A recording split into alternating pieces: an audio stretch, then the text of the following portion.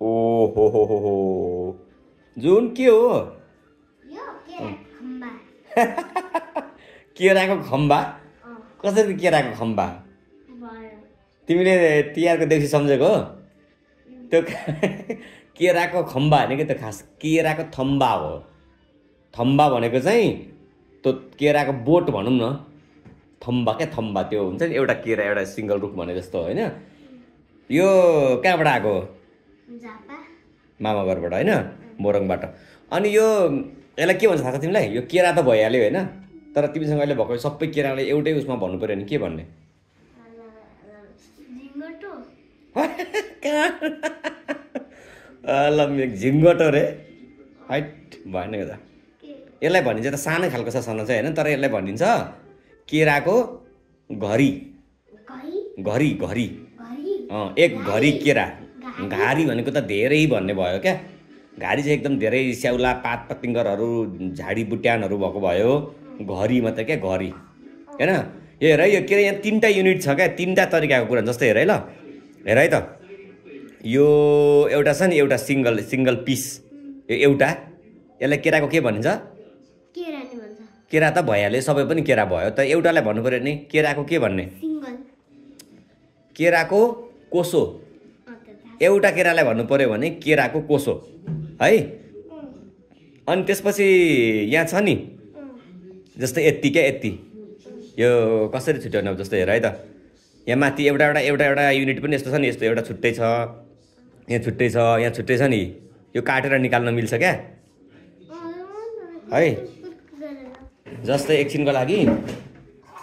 यसले काट्ने हो भने होइन हात काट्छ अथवा यो त यो यसरी खुस्कार्ने हामीले होइन अब यसलाई के भन्ने त अघि केराको कोसो थियो यसलाई के भन्ने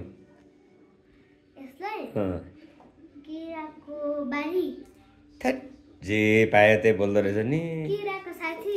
यो यति केरालाई चाहिँ एउटै इकाइमा एउटै युनिटमा भन्नु पऱ्यो नि के भन्ने त एक काइयो केरा काइयो कपाल कोर्ने काइयो टाइप त्यस्तै नाम होइन तर अब भन्दा चाहिँ अहिले हामी केरा आजकल चाहिँ केरा हामी किन्दाखेरि पसलमा गयौँ भने दर्जनमा किन्छौँ नि त होइन 12वटा हुन्छ भन्ने हो अब जोखेर त केरा किनिँदैन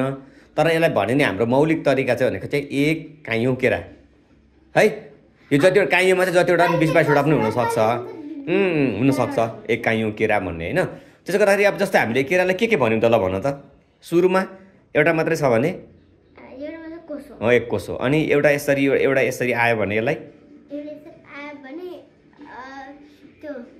एक काइयो केरा अनि जम्मैलाई एउटा केराको थम्बामा एउटा केराको बोटमा फल्ने जम्मै केरालाई एकचोटि भन्नु पर्यो भने त्यही त केबाट आउँथ्यो नि अब घबाट के हुन्थ्यो घर जस्तो केही थियो होला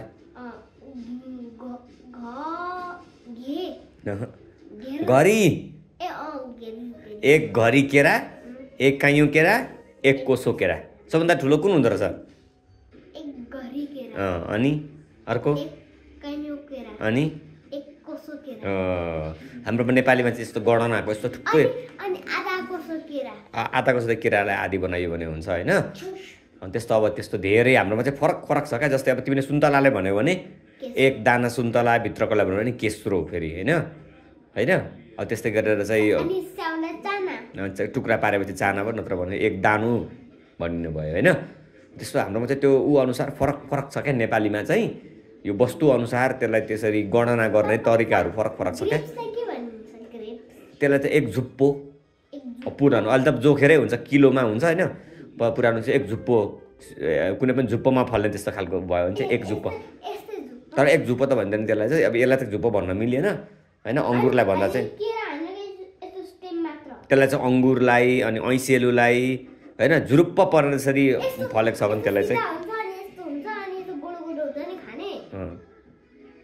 एक झुप्पो